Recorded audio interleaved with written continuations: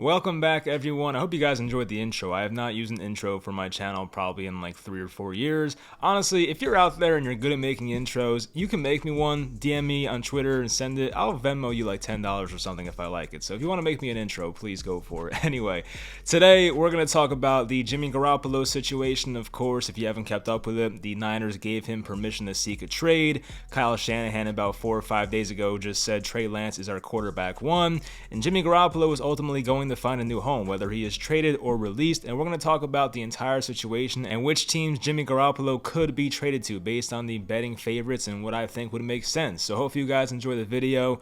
Leave in the comments, do you think the Niners are doing the right thing, and where do you think Jimmy Garoppolo is going to end up? Hopefully you guys enjoy, and let's get into it. So as we know, the writing has been on the wall for this situation for a while. When the 49ers traded up in the 2021 draft to acquire Trey Lance, they traded up to the 3 pick, gave up a lot of assets to get there. Of course, Trevor Lawrence, Zach Wilson go the first 2 picks, and the Niners take Trey Lance. There were a lot of rumors about them taking Mac Jones, and I didn't really believe that. But anyway, we knew this day was going to inevitably come when Jimmy Garoppolo had to be traded or go elsewhere, because this is going to be Trey Lance's team eventually. And there were some rumblings of like, oh, Trey Lance is not ready, and blah, blah, blah. Maybe Jimmy Garoppolo stays another year. But no, Kyle Shanahan and the 49ers organization, John Lynch, Adam Peters, they put an end to that. They're like, look, Jimmy Garoppolo, it's been real. You've done a great job for us. Kyle Shanahan said a lot of nice things about him. There's actually a 30-second clip of Kyle Shanahan saying everything. I'll put that in right now, actually. You know, Jimmy understands where we're at. We understand where we're at. Like, I can't tell you how appreciative I have been of Jimmy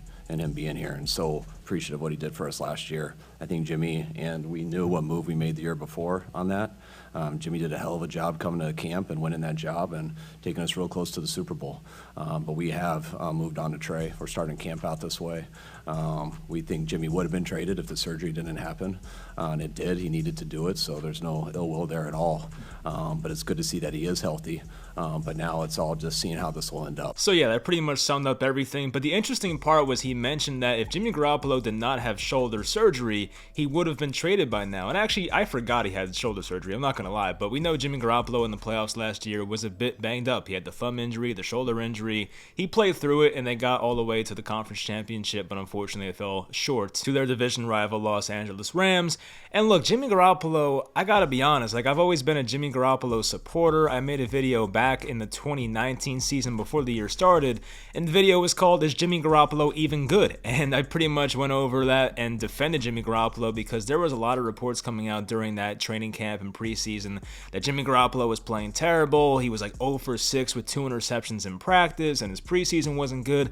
And at that point, we have seen only like 1 full season of Jimmy Garoppolo. He had the 2.5 games in New England back in 2016, I believe it was, when Tom Brady was serving that 4-game suspension for the deflated footballs, and Garoppolo lasted 2.5 games before getting injured, and then they had to turn to Jacoby Brissett the final 1.5 games. But Jimmy Garoppolo proved during that time he can play. But a lot of people had that speculation of like, oh, it's the Patriots system, it's easy, blah, blah, blah. But then Jimmy Garoppolo gets traded to the 49ers midway through the 2017 season, and this Niners team sucked. I know we look at the Niners now as like this really good organization with a really talented roster, but when Jimmy Garoppolo arrived there in 2017, this team was terrible. They had a 1-10 record when Jimmy Garoppolo made his first start, and Jimmy Garoppolo ended the season for the Niners on a 5-game winning streak. He had 5 starts that year, won every single game, and he beat some decent teams. Like that year, the Titans were good, Jacksonville was good that year, as we know, the Rams were good, of course, and he beat all of them. And it wasn't like Jimmy put up spectacular numbers, but when you take over a 1-10 football team and you win 5 straight games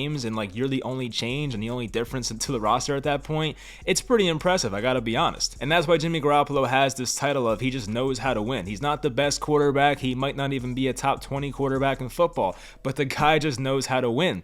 And the 49ers, they got so close to a Super Bowl with Jimmy Garoppolo as their quarterback, which says a lot. They were 1 deep ball away from Jimmy Garoppolo to Emmanuel Sanders to possibly winning the Super Bowl. I think the situation was there was like maybe a minute 30 seconds left and Garoppolo just overshot shot Emmanuel Sanders, who was deep on a post route. And if he caught that ball and ran it in, I mean, the Niners may have won the Super Bowl in 2019 when they had the magical run, but they lost to the Chiefs. Now, Garoppolo's Niners career has not been perfect by any means. It's been very up and down, I will say. He pretty much missed the entire 2018 season with a torn ACL. He started the first 2 games that year, got hurt in week 3. I think it was ironically versus the Chiefs, actually. And then in 2020, he missed about 10 games due to a grade 3 ankle sprain, which I believe is the worst one. I don't know if there is a grade 4. I'm not a doctor, but I think grade 3 is pretty bad. But during that one season when Garoppolo stayed healthy and played all 16 games, which was that 2019 Super Bowl run, the Niners went 13-3. Garoppolo had a nearly 70% completion percentage, 27 touchdowns, only 13 interceptions, a 102 quarterback rating, 8.4 yards per attempt. Like, he was playing at a pretty high level. Like, he wasn't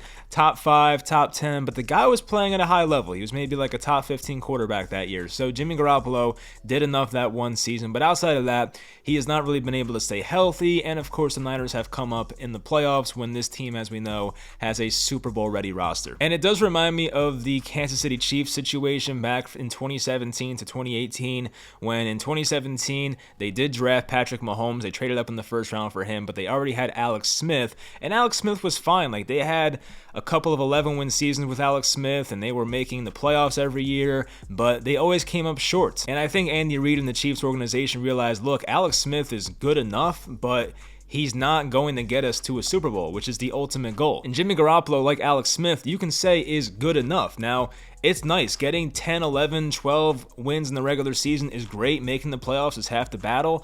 But when you constantly come up short in the playoffs because your quarterback is holding you back, that's not what you want to have. And sometimes good enough is all you need. But to win a Super Bowl, you do need more than good enough. There's not many times where a bad quarterback wins a Super Bowl. Like, you go back to 2000 with like Trent Dilfer. You go to 2015 when Peyton Manning was not really playing well at all, and the Broncos defense carried them that year. And sometimes good enough is enough. Like, I went through my entire life in school, somehow got a college degree, putting in half-ass efforts and doing just enough. But in the NFL, when you're playing for Super Bowls, you need more than just enough. So kind of like Jimmy Garoppolo, Alex Smith, my study habits in school, that is good enough, but it's not enough to get you to the ultimate goal. The Super Bowl, a perfect GPA, be one of the highest in your class, all that stuff.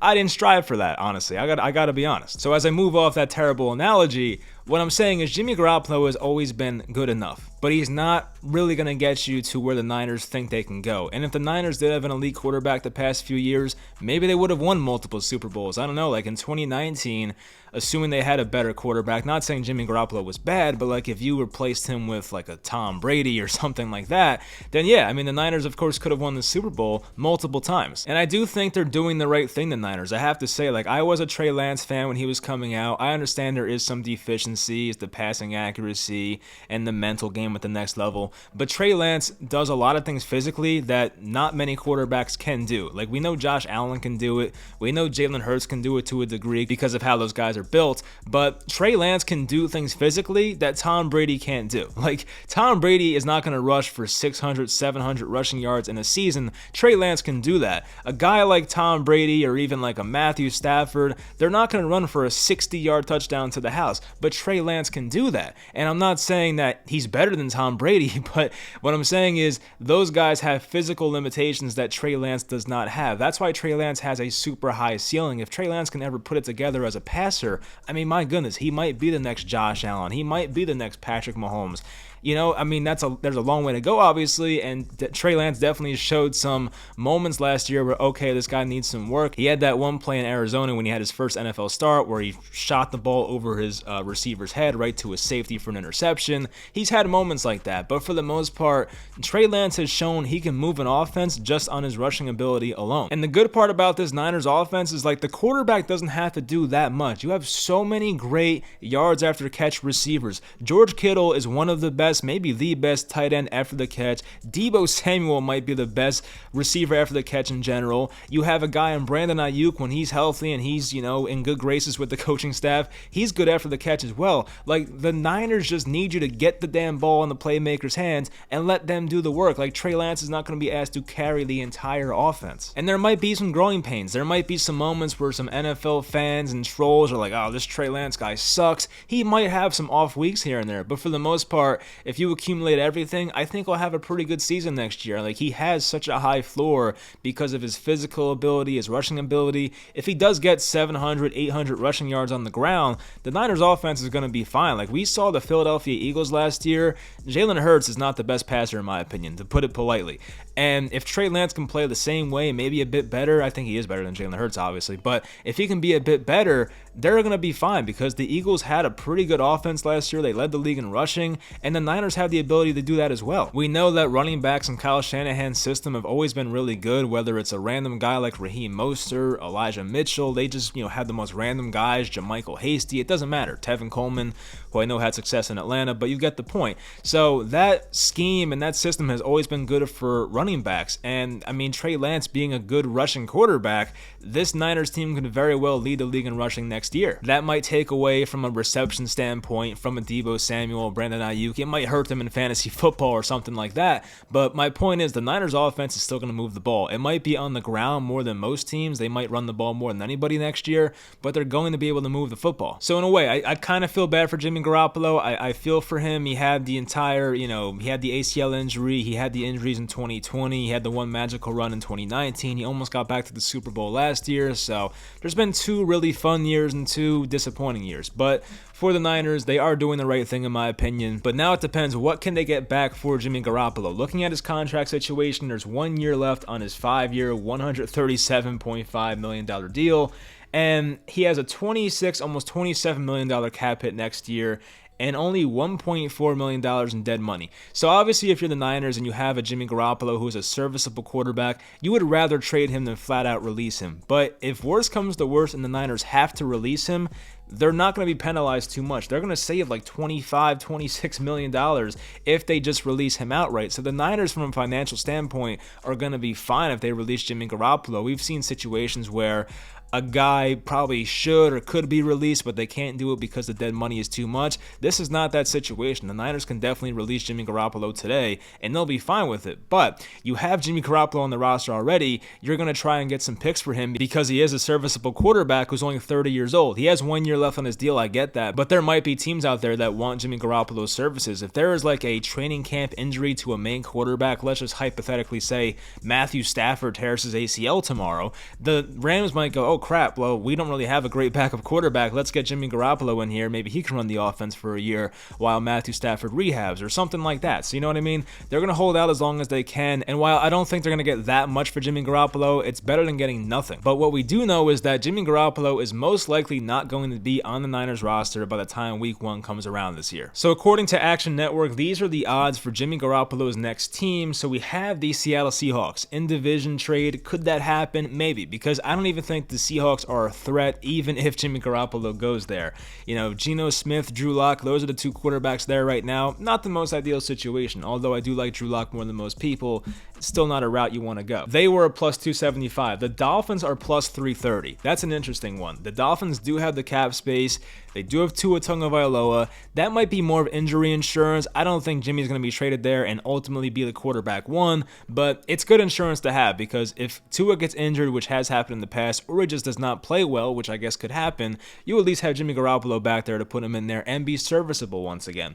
The Texans are plus 400. They have Davis Mills. I mean, look, Davis Mills, you might as well give him year 2. I don't really see the point in the Texans trading for Jimmy Garoppolo. Now, there is an interesting connection there. Nick Caserio, who is the GM of the Texans, he was with the Patriots when they drafted Jimmy Garoppolo. So you would assume just by that he knows Jimmy Garoppolo, he likes Jimmy Garoppolo, and he might be interested in Jimmy Garoppolo, putting that together. We'll see if that happens, but if I'm the Texans, I'm giving Davis Mills year 2 because, look, Davis Mills is still an unknown. We know what Jimmy Garoppolo is. We know the Texans roster is not good. No offense to Texans fans. But that roster with Jimmy Garoppolo or without him, they're not going to be good either way. So might as well just, hold out with Davis Mills and see what happens there. My Giants are plus 750. A lot of Giants fans are not really with that. They don't really want Jimmy Garoppolo. I've seen Giants Twitter. Nobody wants Jimmy Garoppolo. I've seen maybe a couple people that do, but it makes no sense for the Giants. They already signed Tyrod Taylor. He's good enough as a backup. There's no point for this team to get Jimmy Garoppolo. I get it. Daniel Jones, plenty of concerns. A lot of, injury history with him, and some people think Daniel Jones flat out sucks. But like, if you're the Giants, you might as well just give the guy his year 4 and see what happens. If Daniel Jones sucks, all right, you move on next year. They decline the 5th-year option. But if Daniel Jones somehow is really good in this Brian Daboll system and proves he's a franchise quarterback, that is still a possibility. I don't think it's a high possibility, but it is a possibility. I don't see that being the case with Jimmy Garoppolo. If Jimmy Garoppolo was on the Giants, yeah, they might be fine. They might be a 7-8 win team. But at the end of the day, you're going to fall short of the playoffs most likely, ruin your draft pick, and really not have the upside that you would with Daniel Jones in the first place. The Browns are also a plus 750. Makes sense. They have the cap space. They have a quarterback that is in just the most difficult situation right now with the whole Deshaun Watson thing. Nobody knows what his suspension will be. You hear 8 games one day, you hear 4 games the next day, you hear the entire season the next day. I don't know what's going to happen. I don't even know if the Browns know what's going to happen there. But if they're in a situation where he is suspended the entire season, Deshaun Watson, you might look at it and say, okay, let's just trade for Jimmy Garoppolo. Screw it. So we'll see if that happens. I mean, Jacoby Brissett as a backup is fine, but, I think Jimmy Garoppolo is better. The Buccaneers plus 900, backup Tom Brady once again. They have Blaine Gabbert. I mean, I think Jimmy Garoppolo is better than Blaine Gabbert, no offense to him. So, it'd be pretty funny if Garoppolo backed up Brady once again, but, I mean, I don't know. That seems like a long shot to me. The Saints, the Falcons are on here, the Titans. I mean, I don't really see those happening. I think Jameis Winston is the Saints guy right now, so I don't see it happening. The Falcons, I mean, does it make sense to go from Mariota to Garoppolo? Like, what the hell's the difference? You might as well just keep Mariota. I mean, Mariota already had experience with Arthur Smith anyway when he was with the Titans. He already knows the system, so, you might as well keep Mariota there. The Titans, I mean, look, they have Tannehill. They drafted Malik Willis. I don't really see a point in that, so I look at this list, and, the only ones that really make sense in my opinion would be the Seahawks. I could see the Dolphins wanting to go this way. I mean, I know Tua is their guy right now. He's making some good throws in training camp, but with the hip injury, his injury history, and the chance that Tua does not have a good year next year, which could happen. Tua has not proved to be anything more than average in his NFL career so far. So maybe there's a chance that with all these weapons here, Tyreek Hill, Jalen Waddle, adding, Sony Michel and Chase Edmonds to the running back room, Raheem Mostert, there might be a chance that Tua is not that good next year, and the Dolphins really want an upgraded quarterback, and maybe Jimmy Garoppolo is the right insurance policy to have there. I don't think the Texans make sense. I don't think the Giants make sense. Look, honestly, Jimmy Garoppolo, in my opinion, right now, is a better quarterback than Daniel Jones, but it just doesn't make sense for the Giants. I will say that. In a vacuum, I'm taking Garoppolo over Jones, but it just doesn't make sense. Garoppolo is 6-7 years older. Daniel Jones is on a cheaper contract. At least Daniel Jones has the ability to maybe improve as compared to Garoppolo, who we know he is what he is. I don't see a point there if you're the Giants. Now, the Browns is the last one I think really makes sense because the Browns are one of those teams that can actually afford him right now. Looking at the cap space according to Over the Cap, the Browns have $48 million in cap space. I don't know how they do. I mean, with the whole Deshaun Watson contract and them signing some big free agents, I mean, they have Amari Cooper now. I don't know how they have so much money, but $48 million in cap space. They can just flat out afford Jimmy Garoppolo's contract, and they're the only team right now in the NFL, according to Over the Cap, that has the necessary amount of cap space to even trade for Jimmy Garoppolo. The second team in cap space is the Cowboys at $22 million, and once again, Jimmy Garoppolo is making almost $27 million for this year.